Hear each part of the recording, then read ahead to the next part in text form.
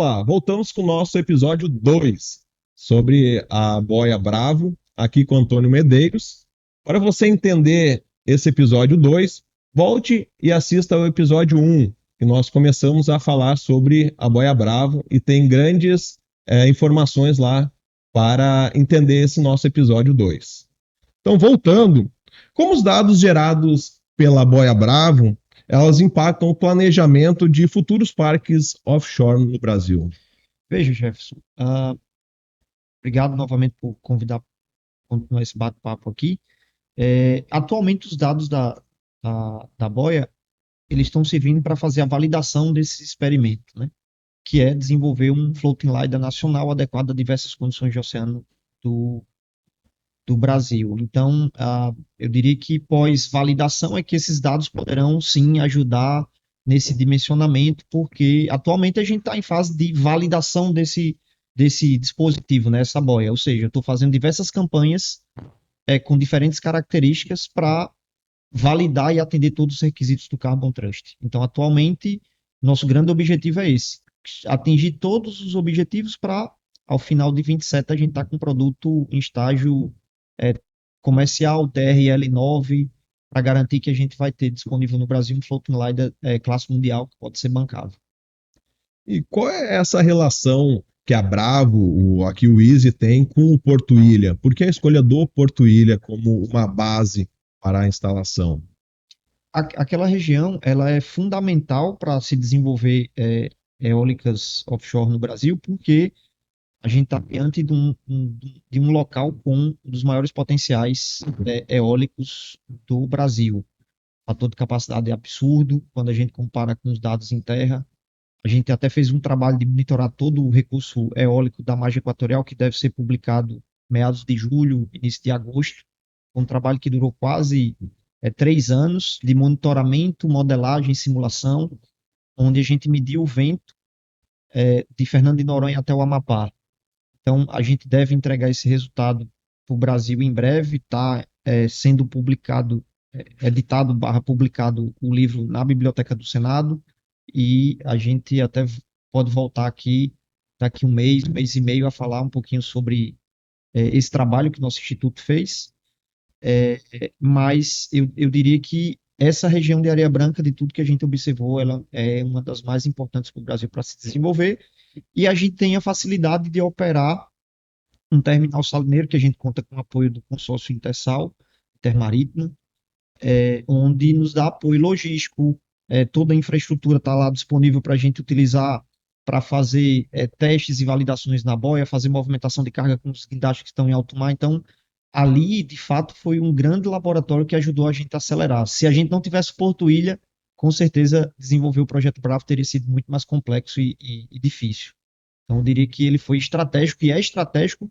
Não é à toa que a gente tem hoje, em parceria com a Intersal, um projeto financiado pela FINEP, chamado PCDMET, que a Bacia Potiguar, que vai ali de Touros até a divisa com o Ceará, ela vai estar completamente monitorada do ponto de vista de corrente e onda, uma vez que a gente está instalando um par de radar de alta frequência para fazer monitoramento dessas variáveis, e lá na região do Porto Ilha a gente está fundiando diversos dispositivos para fazer monitoramento de maré, corrente, onda, características de qualidade da água do oceano. Então, assim, é de fato o nosso grande laboratório de observação do oceano.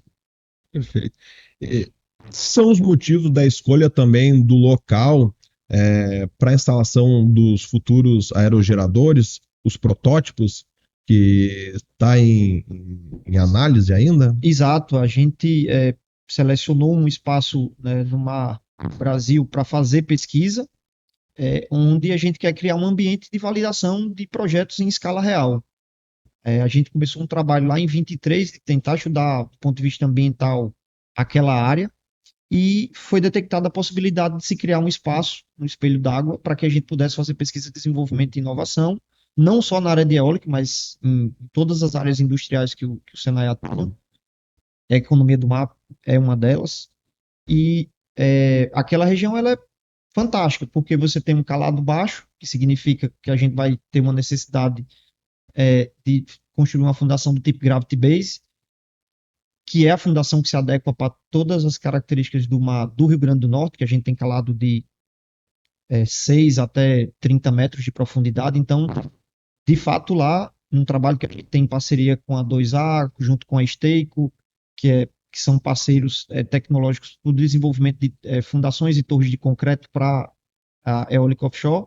Sem dúvida, aquela região é muito especial e com certeza a gente deverá, em breve, estar com esse trabalho seguindo em frente, né? A gente está aguardando o posicionamento dos órgãos do governo, a gente pleiteou lá em 24, ao longo de 25 a gente subsidiou com diversas informações e estudos que foram desenvolvidos na área de segurança naval, na área de meio ambiente. A gente tem a licença ambiental desse espaço para teste, e tal como a Inglaterra fez, a Alemanha fez, a Holanda fez, de criar espaços, a Dinamarca fez, criar espaços no mar para se fazer pesquisa, a gente está com essa atividade pioneira aqui no Brasil.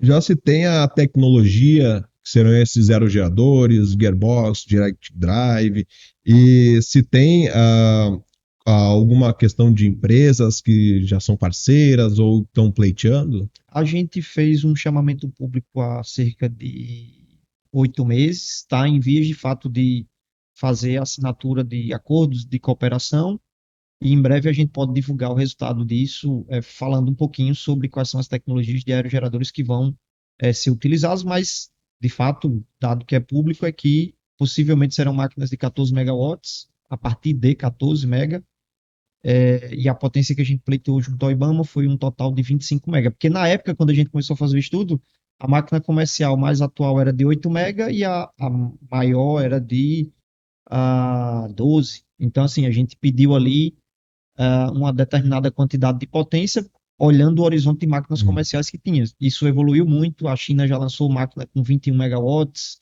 já tem máquina comercial com 18, então, assim, cada dia se incrementa um pouco mais de potência. Basicamente são máquinas com a caixa multiplicadora de média velocidade, que são o modelo das máquinas offshore que a gente estudou. E hoje, quais os principais desafios que o Brasil ele precisa superar para essa implantação, para viabilizar essa implantação offshore? Eu acho que um grande desafio hoje é tentar fazer esse ordenamento e mostrar que as iniciativas de pesquisa elas são fundamentais e importantes para superar os gargalos. Então, a gente tem que virar a página, já começar a escrever uma nova história a partir do final do ano, o ano que vem, de forma que se permita a realização de pesquisa e levantamento dos dados para se observar as condições e as melhores regiões do Brasil. Porque tem muita informação baseada em dado de simulação, em dado de satélite. Mas para se desenvolver um projeto eólico, seja em terra ou no mar, é necessário ter a medição feita lá no local. Então, eu acho que o governo permitindo que seja feita essa medição já é um passo gigante para que seja possível as empresas acreditarem que essa nova fronteira ela vai ser viável num curto espaço de tempo. Mas com a eólica onshore também não foi diferente, a gente enfrentou uma barreira gigantesca lá no final dos anos 90, início dos anos 2000. Em 2003 começa-se o primeiro projeto piloto aqui no Rio Grande do Norte, que era a usina piloto de Macau, que está chegando ao final de vida.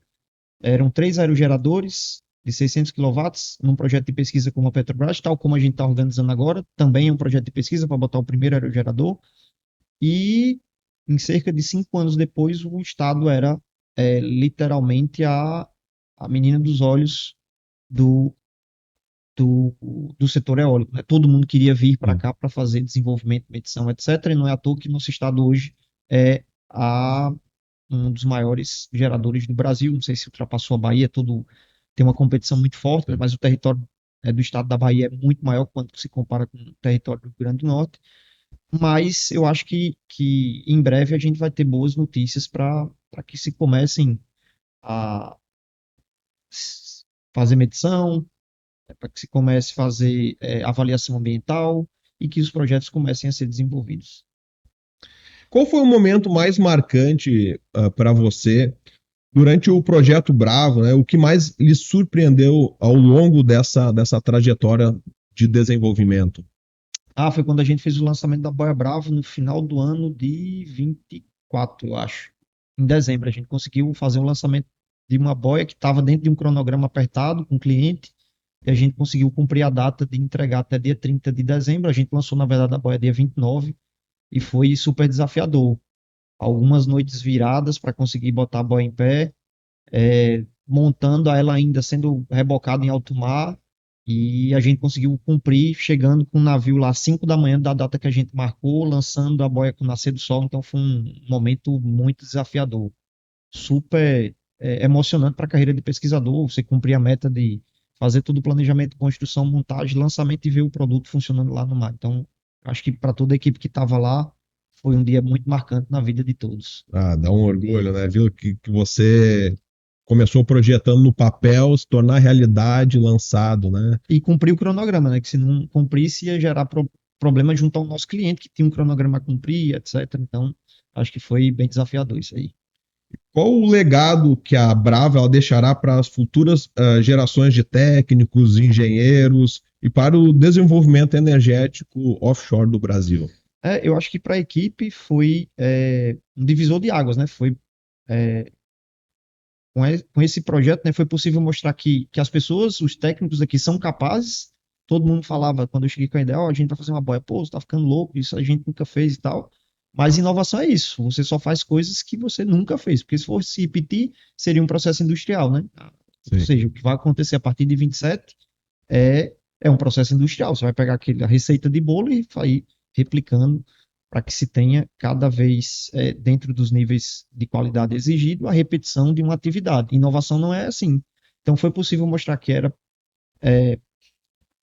factível se construir uma boia, se fazer um dispositivo naval, se projetar algo para ficar no mar, que esse negócio que ficou no mar ele durou o período que foi projetado. Então, isso para a carreira de um engenheiro, de um técnico, seja ele com formação em universidade ou dentro do Senai, é muito importante ver esse sonho de criança realizado, né? Pesquisador, você começa a ter o sonho de infância quando você começa a desmontar e montar seus carrinhos, os seus brinquedos ali, e é dessa forma que na vida real se concretiza. Você pega algo que não estava desenhado, começa a botar no papel, faz o desenho, faz projeto mecânico, faz projeto elétrico, faz especificações e seleção de materiais, constrói, vê que não deu certo, repete, refaz até chegar no design ótimo, na configuração ótima, coloca para rodar. Tem problema elétrico, você volta, tem problema de comunicação, você volta, mas aí quando a, a, o time está todo afinado, com todos os conhecimentos ali na ponta dos dedos, literalmente,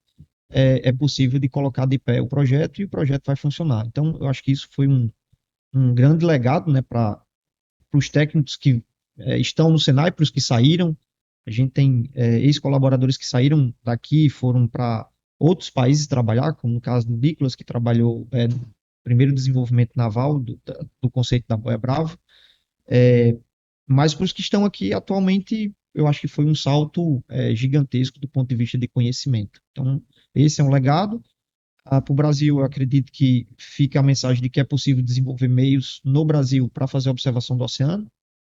Então, eu acho que essa é a mensagem.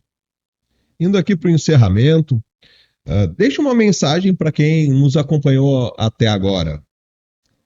Eu queria dizer que inovação é algo apaixonante. Então, sem dúvida, trabalhar com pesquisa e desenvolvimento e nessa área industrial, onde você tem capacidade de materializar suas ideias, fazer teste e aplicação, é sem dúvida algo que motiva a cada dia a trabalhar pelo desenvolvimento da indústria do Brasil.